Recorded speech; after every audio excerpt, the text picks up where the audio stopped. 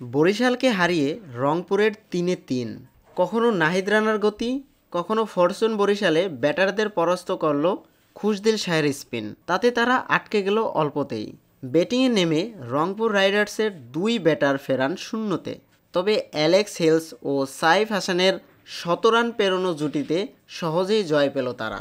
বৃহস্পতিবার মিরপুরের বিপিএল ম্যাচে ফরচুন বরিশালকে ৮ উইকেটে হারিয়েছে রংপুর রাইডার্স।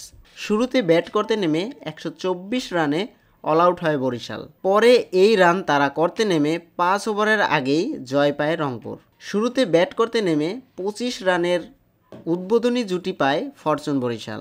১০ বলে ৯ রান করে মাহেদী হাসান শিকার হন নাজমুল হোসেন শান্ত। ৩ নম্বর খেলতে নেমে সুবিধা করতে পারেননি তাওহিদ হৃদয়। ৬ বলে ৪ রান করে শিকার হন আফিফ জাভেদের।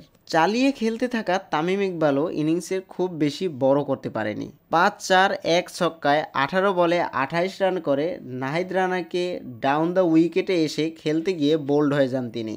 এরপর কাইল মেয়ার্সকে নিয়ে জুটি করার চেষ্টা করেন মুশফিকুর রহিম, কিন্তু ৩১ বলে ৩০ রান এই জুটি ভাঙতে যেন তাসের ঘরের মতো ভেঙে পড়ে বরিশালের ব্যাটিং।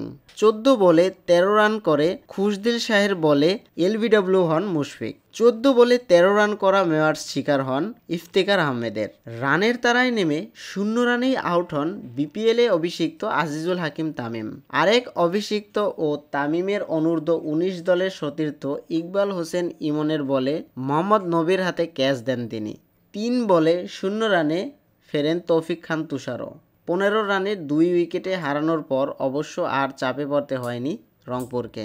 শতরান পেরোনো জুটিতে দলকে জয়ের বন্দরে পৌঁছে দেন সাইফ হাসান ও অ্যালেক্স হেলস। ৪০ বলে ৪৩ রান হেলস ও ৪৬ বলে ৬২ রানে অপরাজিত থাকেন সাইফ। ৮১ বলে ১১৩ রানের জুটি ছিল তাদের।